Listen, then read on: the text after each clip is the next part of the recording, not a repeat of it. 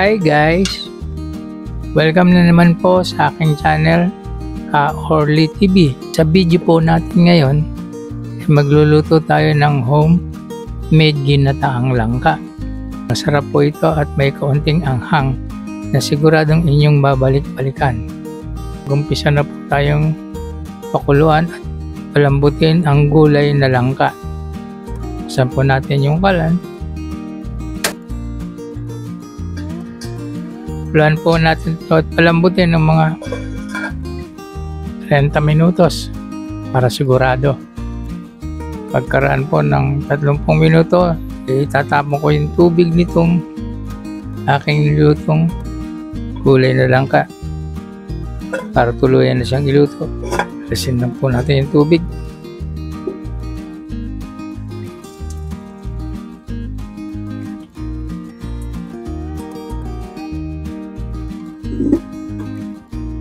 Po siya. Babalik na po natin sa kalan. Maglagay na po tayo ng mantika sa kawali. Gisa po natin yung bawang.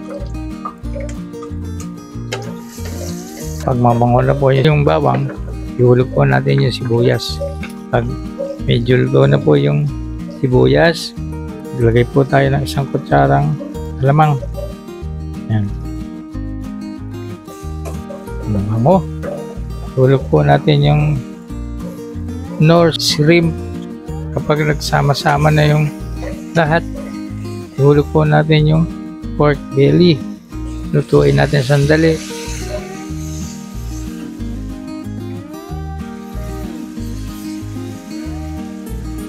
Po yung magiging sahog niya. Huwag natin masyadong patigasin ang luto nitong pork belly para masarap siya. Medyo makunat-kunat siyang kagatin pagka napahalo na siya dito sa langka. Medyo mabango na po. Ito na. Ilipat po natin yung gulay na langka dito sa kalan at ihulog na po natin yung kinasa nating sibuyas, bawang, alamang at saka itong pork belly para masarap.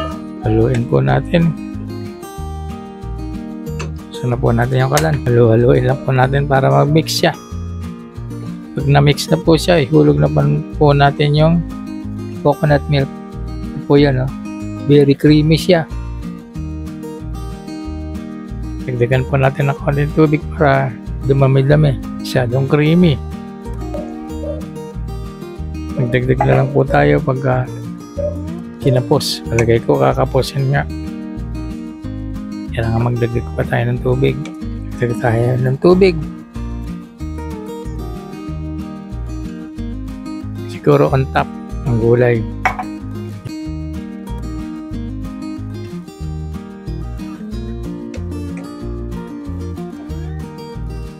Tapos pakuluin po natin.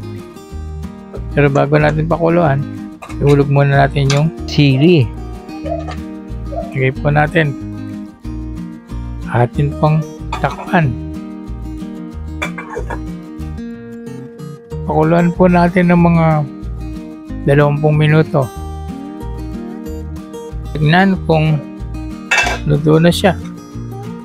Tikman po natin. Kulang sa alat. Kulang yung nilagay kong alamang. Lagyan po natin ng patis. 1 tablespoon. Atin pong haluin at tikman ulit. Balansin po natin. Lagyan natin ng konting asukal.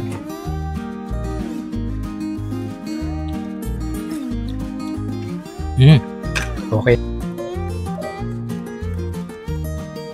Ito na po ang finished product ng aking homemade ginataang langka. Sarap po nito. Tsak na maiibigan ninyo at babalik-balikan. Huwag din po kayong makalimot na mag-subscribe sa aking channel. I-like nyo na rin po, i-share, comment kayo sa ibaba at hit nyo na rin po yung notification bell para updated kayo sa lahat po ng video na i-upload ko. Maraming salamat po. Bye!